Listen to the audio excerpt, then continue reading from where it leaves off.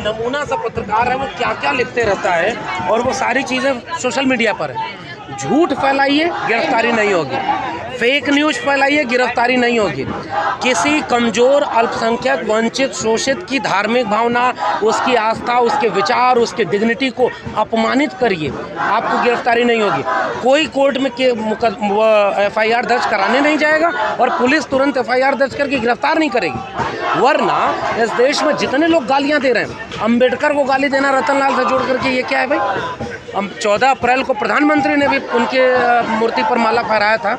माला पहनाने वाले भूल जाते हैं कि जो अम्बेडकर के विचारों को लेकर के लड़ रहा है वो तुम्हारे लिए इंटरनेशनल हो गया, वो तुम्हारे लिए धार्मिक भावना आहत करने वाला जो चार्जेस लगाए हैं। अरे भाई, टीवी में बैठ करके रोज दंगा कराने का माहौल बना रहा है, उसमें क्या हो रहा है? ये सवाल है। लेकिन उन्होंने जो सवाल किया वो क्वेश्चन मार्क के दायरे में, यदि शायद वो शिवलिंग है तो ये सब मैं तो वही कह रहा हूँ, इस पर तो डिबेट ही नहीं है कि उन्होंने क्या लिखा है। जो लिखा जा रहा है सोशल मीडिया पर, जितनी गालियां दी जा रही है, मारने की धमकियां दी जा रही है, ये साइबर सेल तब क्या करता है?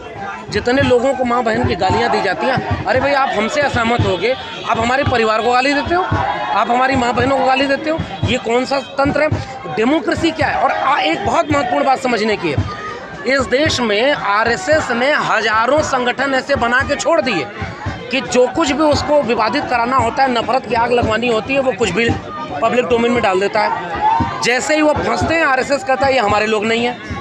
ये क्या हो रहा है? अच्छा एक बात बताइए, किसी ने एक बयान दे दिया कि हम इसे अखंड राष्ट्र बनाएंगे। टीवी में बैठ करके आप उसको मंच दे रहे हो कि बताओ कैसे अखंड राष्ट्र बनाओगे। प्रोफेसर रतन लाल ने अगर कुछ लिखा था तो उनको भी बैठा कर पूछते उनसे कि आप इतिहासकार हो, आपने इसका अर्थ क्या लिया है और तंज किया है, व्यंग किया है। इस देश में अविधा में सारी बात हो रही है। गोली मार दो, जूते मारो, लिंचिंग कर दो, आपको कुछ नहीं होगा। आपके समर्थन में तिरंगा लेकर रैली निकालेंगे बीजेपी के लोग। आप बलात्कारी हो, आपके समर्थन में रैली करेंगे।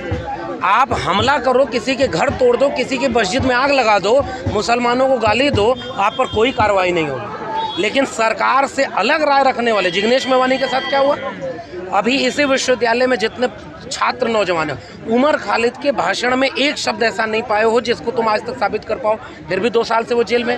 प्रोफेसर आनंद तेलतुंबड़े एक ऐसे एक्टिविस्ट हैं जो भारतीयता की परिभाषा को परिभाषित करते हैं, आज तक साबित नहीं हुआ, 2 साल से जेल में है। पर इसमें सरकार इन्वॉल्व कहाँ है? इसमें यही तो है, एडवोकेट है। एडवोकेट भाई देखिए, एडवोकेट ने सुप्रीम कोर्ट ने ही फैसला दिया था राम मंदिर का, उसका क्या हुआ?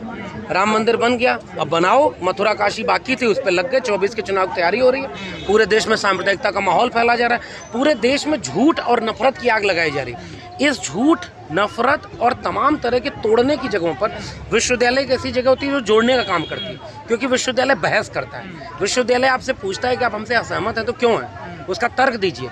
यहाँ पर तो सीधे आप प्रोफेसर को जेल में डाल रहे हैं, फिर तो आपने बहस की सारी उम्मीद खत्म कर दी।